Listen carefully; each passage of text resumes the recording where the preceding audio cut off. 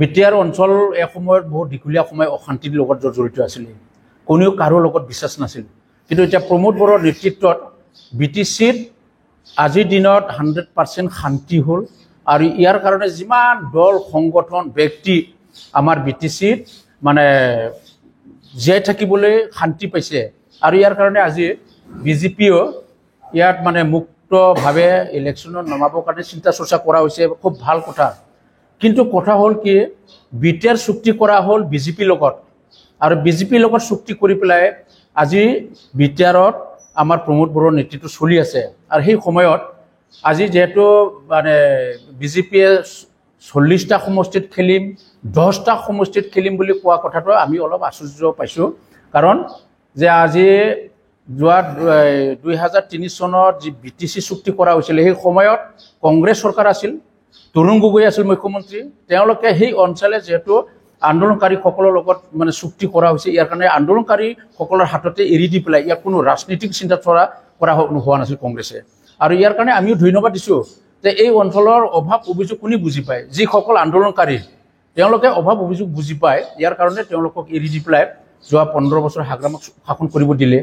কিন্তু এইবাৰ 2020 চনৰ যি চুক্তি কৰা হ'ল মানে বিটিআৰ, আৰু এই বিটিআৰ চুক্তিত আমাৰ বিজেপিৰ লগত হৈছিলে। কিন্তু বিজেপি আশ্চৰ্যজনক কথা কৈ আছে যে আমি বিটিআৰ দখল কৰিম, বিটিআৰত আমাৰ শাসন কৰিম। এই কথাটো শুনি পেলাই আমি আচৰিত পাওঁ।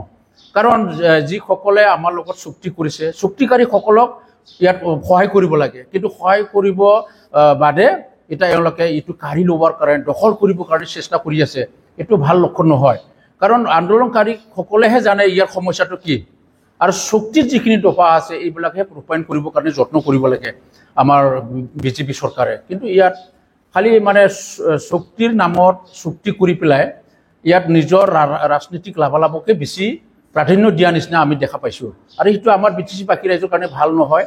আৰু সঁচাকৈ তেওঁলোকে যি ধৰণৰ কথা কৈ আছে আমাৰ এই হেমন্ত বিশ্ব শৰ্মায়ে, যে আমি বিটিআৰত কাৰো লগত প্ৰতিযোগিতা নকৰে, কাৰো লগত আমি প্ৰতিদ্বন্দ্বিতা নকৰোঁ বুলি কয়, ইলেকশ্যনত নামিম বুলি কয়। এইটো কি কথা বুজাইছে আমি বুজি পোৱা নাই। কাৰণ ইলেকশ্যনত নামা মানে আপুনি প্ৰতিযোগিতা, কোনোবা এটা দলৰ লগত আপুনি ইয়াত প্ৰতিযোগিতা কৰা হয়।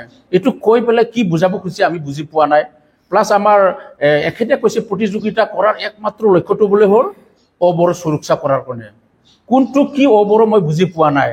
আৰু যি শব্দ লৈ পেলাই অবড়ো শব্দ লৈ পেলাই আমি বহুত দীঘলীয়া সময় ইয়াত অশান্তিত বসবাস কৰিব লগা হ'ল, জীয়াই থাকিব লগা হ'ল। কিন্তু প্ৰমোদ বড়োৰ নেতৃত্বত যি বিটিআৰ চুক্তি কৰা হ'ল 2020 চনত, প্ৰমোদ বড়োৰ নেতৃত্বত অহাৰ পৰা আজিৰ দিনৰ বড়ো শব্দটো নাইকিয়া হৈ গ'ল। আমাৰ মাজত আমাৰ ইয়াত যিমানখিনি বিভিন্ন জাতি, বিভিন্ন ভাষা ভাষী, বিভিন্ন ধৰ্মাৱলম্বী থাকিলেও এটা ঘৰত এটা পৰিয়াল নিচিনা আজি আমি বসবাস কৰি আছোঁ, জীয়াই আছোঁ, আমি শান্তিৰে আছোঁ। কিন্তু ইয়াত বড়োৰ 70% বড়োৰ কাৰণে বোলে নিৰাপত্তা দিবৰ কাৰণে, সুৰক্ষাৰ কাৰণে বোলে বিজেপিয়ে ইলেকশ্যন খেলিব। কি আচৰিত কথা। এজন মুখ্যমন্ত্ৰী কি ধৰণৰ আমাৰ সেই বিটিআৰৰহে মাত্ৰ বড়োৰ কথাটো চিন্তা কৰি পেলাই কথা কোৱাটো আমি সন্দেহ হৈছোঁ।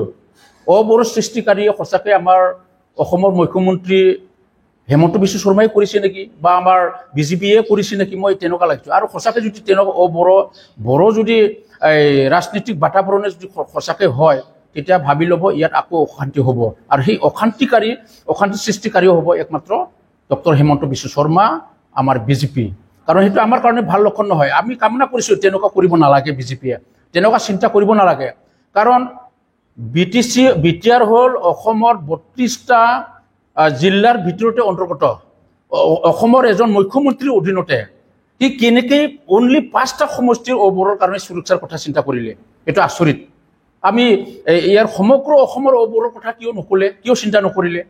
আৰু মানে ইয়াত বড়ো সৃষ্টি কৰিবৰ কাৰণে তেওঁ সেইখিনি কথা কৈছে।